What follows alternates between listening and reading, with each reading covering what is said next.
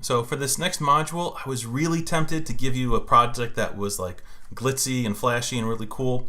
But the thing is, a core principle of the way I teach is that I want to do it as if I was at your office and I came down and sat next to you.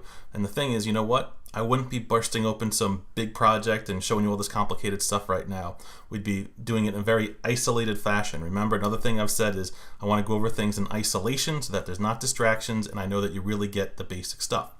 So for this next set of lessons, we're doing some really basic animations on one element, but they're the type of animations you're going to be doing a zillion times throughout your career. And I want to take this time now at the beginning to make sure that you have this stuff in your head and you know how to do it on your own. There's no point in me giving you elaborate directions on complicated things if you can't do these little basics. And the thing is, I'm pretty sure you know how to do most of this stuff already, but let's just get through this next little chunk and we'll be in good shape. So what we're going to do is we're going to do a very simple enter, pause, and then leave. We're going to do a pulse, we're going to do a spin, we're going to do some erratic animations, all on one element. And along the way, I'm going to show you some little tips and tricks that I haven't shown you before.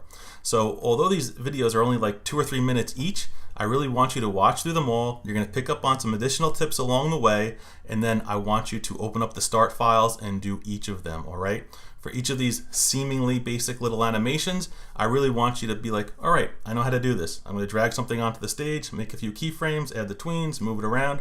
And again, if you can do that and it's easy, awesome, because we're going to have a lot of fun moving forward as we get into more complicated techniques. So welcome to the Back to Basics module, and get to it.